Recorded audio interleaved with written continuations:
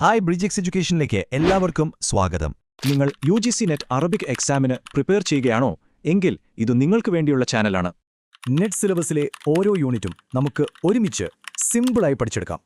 അപ്പോൾ ഞങ്ങൾക്ക് നിങ്ങളെക്കുറിച്ചും നമ്മുടെ ഈ കമ്മ്യൂണിറ്റിയെക്കുറിച്ചും കൂടുതൽ അറിയാൻ ആഗ്രഹമുണ്ട്. ഇന്നത്തെ ക്ലാസ് എങ്ങനെയുണ്ടായിരുന്നു?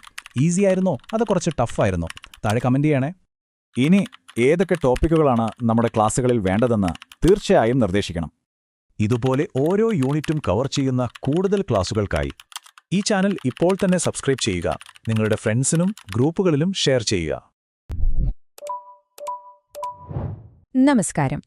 ഇന്ന് നമ്മൾ അൽ അന്തലുസിലെ സാഹിത്യ ലോകത്തെ ഒരു അതികായനെയാണ് പരിചയപ്പെടാൻ പോകുന്നത്. ഇബ്നു അബ്ദുർ റബ്ബി. അദ്ദേഹത്തെ വെറുതെ ഒരു ചരിത്ര പുരുഷനായി മാത്രം കണ്ടാൽ പോരാ, അന്തലുസിന്റെ സംഗീതം എന്നായിരുന്നു അദ്ദേഹത്തെ അറിയപ്പെട്ടിരുന്നത് തന്നെ. അദ്ദേഹത്തിന്റെ കഴിവ് എത്രത്തോളം ഉണ്ടായിരുന്നു എന്നറിയാൻ നമുക്ക് ഈ ഒരു സംഭവം കേട്ടു തുടങ്ങാം. ഇത് പറഞ്ഞതാരാണെന്നോ? അറബി കവിതയുടെ കുലപതി എന്നറിയപ്പെടുന്ന അൽ മുത്തനബ്ബി. അദ്ദേഹം ഇബ്നു അബ്ദുറബ്ബിഹിന്റെ കവിത കേട്ടപ്പോൾ പറഞ്ഞ വാക്കുകളാണ്: ഹേ ഇബ്നു അബ്ദുറബ്ബി, അറബി കവിതയുടെ ഹൃദയഭൂമിയായ ഇറാഖ് പോലും അങ്ങയുടെ മുന്നിൽ ഇഴഞ്ഞുവരും. അപ്പോൾ ഒന്ന് ആലോചിച്ചു നോക്കൂ, അദ്ദേഹത്തിന്റെ സ്ഥാനം എന്തായിരിക്കുമെന്ന്. ശരി, നമുക്ക് അദ്ദേഹത്തിന്റെ ജീവിതത്തിലേക്കൊന്ന് കടന്നു ചെല്ലാം. അദ്ദേഹത്തിന് കിട്ടിയ ഏറ്റവും ഫേമസ് ആയ ഒരു വിശേഷണമാണ് മലീഹ് അൽ അന്തലുസ്, അതായത് അന്തലുസിന്റെ മാധുര്യം. എന്തുകൊണ്ടാണ് അദ്ദേഹത്തെ അങ്ങനെ വിളിച്ചത്? നമുക്ക് നോക്കാം. ഇനി അദ്ദേഹത്തിന്റെ ബേസിക് ഡീറ്റെയിൽസ് നോക്കാം. പൂർണ്ണമായ പേര് Shihabuddin Abu Umar Ahmad bin Muhammad bin അബ്ദുറബീഹ.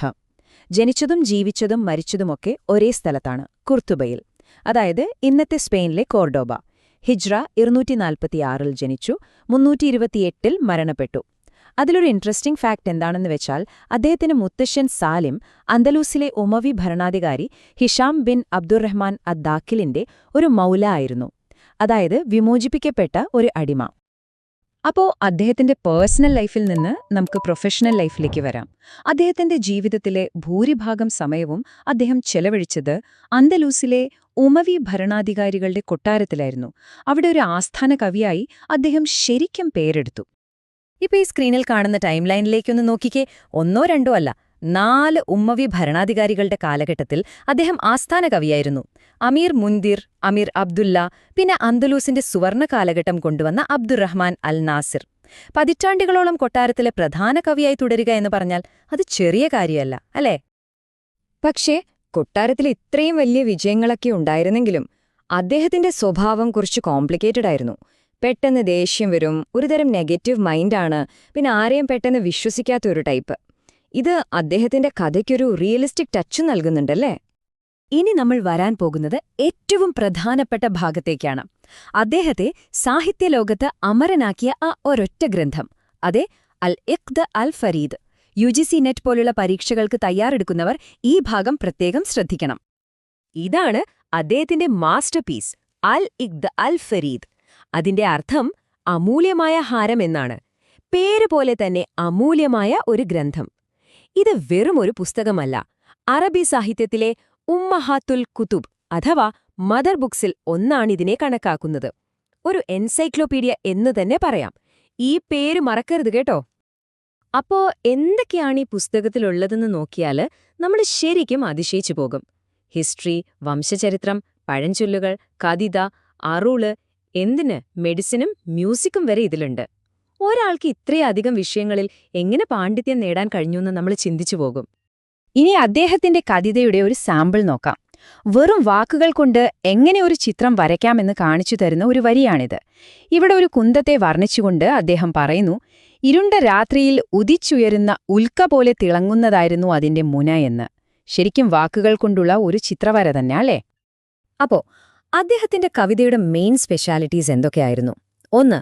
വർണ്ണനയിലും പ്രണയകവിതകളിലും അദ്ദേഹം ഒരു മാസ്റ്റർ ആയിരുന്നു. 2. അന്തലൂസിന്റെ മാത്രം പ്രത്യേകതയായ മുവഷഹാത്ത് എന്ന കാവ്യരൂപം, അതിന്റെ തുടക്കക്കാരിൽ ഒരാളായിരുന്നു അദ്ദേഹം. പാട്ടുപോലെ ചൊല്ലാൻ പറ്റുന്ന ഒന്നാണിത്. പിന്നെ അറബിയിൽ അത്ര കോമൺ അല്ലാത്ത കഥ പറയുന്ന കവിതകളുണ്ടല്ലോ, അതിലും അദ്ദേഹം ഒരു കൈ നോക്കിയിരുന്നു. ഈ സ്ക്രീനിൽ ഒരു നമ്പർ കാണുന്നില്ലേ? 440. എന്താണിത്? വെറുമൊരു സംഖ്യയല്ല. ഖലീഫ അബ്ദുറഹ്മാൻ അൽ നാസിറിനെ പുകഴ്ത്തിക്കൊണ്ട് അദ്ദേഹം എഴുതിയ ഒരു വലിയ കവിതയിലെ വരികളുടെ എണ്ണമാണിത്. 440 വരികൾ. ഒന്നോർത്തു നോക്കൂ, അദ്ദേഹത്തിന്റെ കഴിവും ഡെഡിക്കേഷനും. അപ്പോ അദ്ദേഹത്തിന്റെ യൗവനവും പ്രതാപകാലവും ഒക്കെ നമ്മൾ കണ്ടു. ഇനി ജീവിതത്തിന്റെ അവസാന കാലഘട്ടത്തിലേക്ക് വരാം. ഇവിടെയാണ് കഥയിലൊരു വലിയ ട്വിസ്റ്റ് വരുന്നത്. അദ്ദേഹത്തിന്റെ ചിന്തകളിലും ജീവിതത്തിലും വലിയ മാറ്റങ്ങൾ സംഭവിക്കുകയാണ്. ഈ സ്ക്രീനിലെ താരതമ്യമൊന്ന് നോക്കൂ. ചെറുപ്പത്തിൽ അദ്ദേഹത്തിന്റെ കവിതകളിലെ വിഷയങ്ങളെന്തായിരുന്നു? പ്രണയം, വീഞ്ഞ്, ആഘോഷങ്ങൾ. എന്നാൽ പ്രായമായപ്പോൾ അതൊക്കെ മാറി. ഭൗതിക ലോകത്തോടുള്ള വിരക്തിയും പരിത്യാഗവുമൊക്കെയായി കവിതയുടെ തീം. ഈ മാറ്റത്തിന്റെ ഏറ്റവും വലിയ ഉദാഹരണമാണ് അൽ മുമാഹിസാത്ത് എന്ന അദ്ദേഹത്തിന്റെ കവിത, അതായത് ശുദ്ധീകരിക്കുന്നവ എന്ന്. ജീവിതത്തിന്റെ അവസാന നാളുകളിൽ അദ്ദേഹത്തിന് പക്ഷാഘാതം ബാധിച്ചു.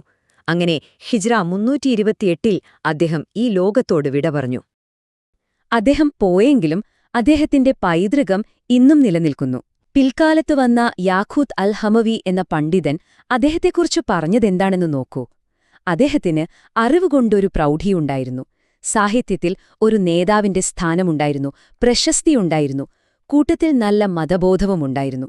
ചുരുക്കിപ്പറഞ്ഞാൽ അറിവും സാഹിത്യവും ഭക്തിയും ഒത്തുചേർന്ന ഒരു വ്യക്തിത്വം. അപ്പം നമ്മൾ അവസാനിപ്പിക്കുകയാണ്. പക്ഷെ പോകുന്നതിനു മുൻപ് ഒരു ചോദ്യം ഞാൻ നിങ്ങൾക്ക് വിട്ടുതരുന്നു.